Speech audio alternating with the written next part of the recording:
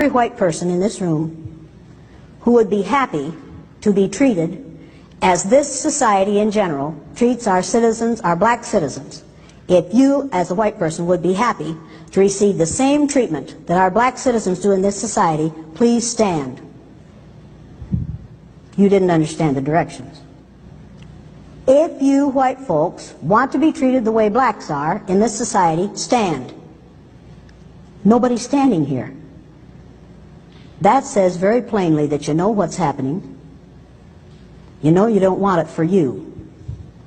I want to know why you're so willing to accept it or to allow it to happen for others. That there will come a time when black people wake up and become intellectually independent enough to think for themselves, as other humans are intellectually independent enough to think for themselves. Then the black man will think like a black man, and he will feel for other black people. And this new thinking and feeling will cause black people to stick together. And then at that point, you'll have a situation where when you attack one black man, you are attacking all black men. And this type of black thinking will cause all black people to stick together. And this type of thinking also will bring an end to the brutality inflicted upon black people by white people. And it is the only thing that will bring an end to it. Hi guys, welcome back to our channel. In case you're new here, my name is Maren and I'm Maureen, and in today's episode the biggest question we're asking to you, our audience, is do white people fear black people? Yeah, let us know in the comment section. You know, from what we see from this video, it's already happening. Black people are coming together. For example, I'll give a very famous case when George Floyd died. He didn't die, he was murdered. What happened? Not only black Americans from Africa, you know, rioted against his case, yeah, but other black people in different places. But I'll talk about Africa because this is where we are at. People in Africa, and more specifically Kenya, people weren't happy about that. Everybody felt the death of George Floyd. So yeah, let's watch another video and then we'll come back. Very simple answer to one question. Do you hate all white people? I don't think it's a fair question. The white man doesn't even come into my attitude.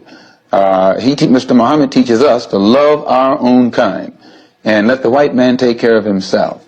For a white man today, sir, after kidnapping millions of black people from Africa, stripping them of all human characteristics and relegating them to the role of chattel or cattle or animals, commodity, merchandise that could be bought and sold at will, and then 100 years since the Emancipation Proclamation, using every type of deceptive method to further us into slavery, called second-class citizenship, I think that it would take a whole lot of nerve for white people today to ask Negroes, do they hate them? Okay. And this is why they hate blacks in America so much, the white power structure. We're the only non-white people in the country who cannot be sent home. Right. You cannot be deported. Slavery destroyed your cultural, psychological, and intellectual connection to your ancestral homeland. If the Ghanaian get on your nerve, he go back to Ghana. If the Puerto Rican gets on your nerves, he go back to Puerto Rico. If the Afro-Cuban gets on your nerves, he or she go back to Cuba. If the Chinese get on your nerves, send them back to China. If the East Indian gets on your nerves, send them back to India. If the Arab gets on your nerve, send them back to one of the Middle Eastern states. But when American Africans get on your nerves, where do you deport us to? Most American Africans are so brainwashed, they think they're American. So you cannot deport them because this is what they identify with most. So in other words, the white man created his own problem, which makes it almost impossible to deport us. So the only way to get rid of us is a systemic system of racial genocide, and that's what they're using. Every white person in this room who would be happy to be treated as this society in general treats our citizens, our black citizens. If you, as a white person, would be happy to receive the same treatment that our black citizens do in this society, please stand. You didn't understand the directions. If you white folks want to be treated the way blacks are in this society, stand. Nobody's standing here. That says very plainly that you know what's happening. You know you don't want it for you. I want to know why you're so willing to accept it or to allow it to happen for others. Now, let's unpack this last clip first. This woman is talking to her own kind, and for you to know, so that people, they normally know what they're doing and they're not sorry for it, and they normally say, do unto others what you'd like to be done unto you. And she's asked a very valid question. If you think what you normally do to black people is right, and if you desire the same treatment upon yourself, stand up. Nobody in the room stood up. The room was so quiet.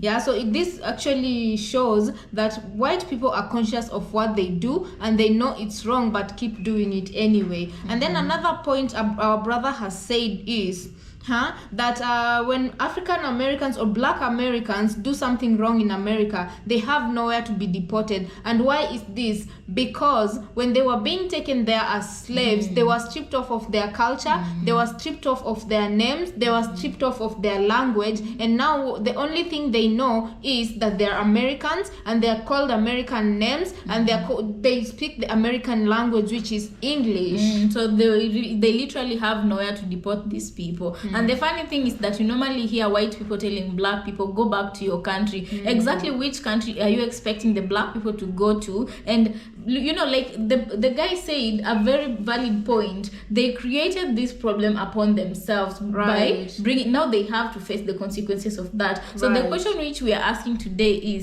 is the white man afraid of black people? They should be. If there's one who is not, that's very concerning. They should be, because black people were put in such a system where it was they were meant to be oppressed. They weren't meant to amount to anything. They were denied good education. And it's only now that black people are starting to be woke. Black people want to connect with other black people from different parts of the world, and black people are coming together now. Black people are becoming aware of their rights and speaking up more about it. So my advice always is that you need to forget that you come from Jamaica, forget that you come from Kenya, forget that you come from Africa, forget that you come from the Caribbean or America. If you're a black person anywhere, the colonizers, their system was to divide and conquer. That's how they managed to rule so long. Yes, that is how they managed to rule for so long. So can you imagine, even right now, black Americans, we see a lot of them coming to Africa. We see that Jamaicans who are coming to Africa, and other blacks from the Caribbean, they're coming to Africa. And at only the same time, there's also black Americans who are going to Jamaica, and that is the reason why US issued a travel ban, because they want their citizens in America, not going elsewhere, and most especially if it is a black American. And it's not like they issued that, they do that because they love you. They do that because they are trying to keep that separation, because it's still working for them up to date. Because black taxpayers, can you imagine the amount of if black people decide to leave the nation, if the black people decide to leave America, right, and they get dispersed into various different other places other than America. Can you imagine what that country would look like? Because black Americans contribute to their taxes. Black Americans contribute a huge part of their human labor. Black Americans, they have gained skills, you understand? So they're very valuable and useful to the nation, but yet they're treated as second-class citizens. They're treated like that they don't matter. A black person has to worry every time they get out of the house. They have to worry about dealing with violence, or being killed by cops, And Americans, so that they like to admit this or not, the white Americans or Caucasian, European Americans, you get it, right? White Americans, they don't like to admit the fact that America is what it is right now because of the oppression of black Americans and the work that black Americans put to work for them. And in those days of slavery, they weren't being paid anything, but they were made to work like donkeys. So America, the basic foundation of America and what it is right now, imagine they owe their gratitude to black Americans, right? And whatever they have in that nation is something they rightfully earned. And the funny thing is that when black Americans right now try to reconnect with Africa, and they try to learn our culture and everything, it's the Americans, they're the first people to discourage them. The white Americans are the first people to discourage them against coming to Africa. Why? Why? Because they know if they come to Africa, what they'll find is beauty. Is beautiful. Beauty. Because of course, yes, in any family there are disagreements and there are misunderstandings. And why do I say this? Because of African cultures and Black American culture, they are different, yes. So because of difference in cultures, obviously you'll find some of us will clash during the integration process, but it's never that serious. It's never that serious. A lot of Black Americans say when they come to Africa, they don't want to leave because after they come and find out it's there, the fact that they relate with people who look like them and treat them as equals. And then thirdly, Africa has very beautiful sceneries, you know, very beautiful beaches, you know, nature, and just the freedom to move around, you know, especially if you're in any of the African countries legally. And you know, while these white people, you know, try to deter you from coming to Africa, you check the tourism industry. Even in Kenya, Africa, the white people, they flock in Africa and they enjoy what they don't want you as a black person in America or in the Caribbean, what they don't want you to enjoy, they come here and they enjoy. Especially you guys Google the Mara movement of Kenya. White tourists usually flock Kenya around that time, you know. So yeah, so let us know what you think about this video. We'd really like to know what your thoughts on this subject is. Leave a like for us. You can also share with someone you think it's going to benefit them, and remember to subscribe if you have not. Until the next video.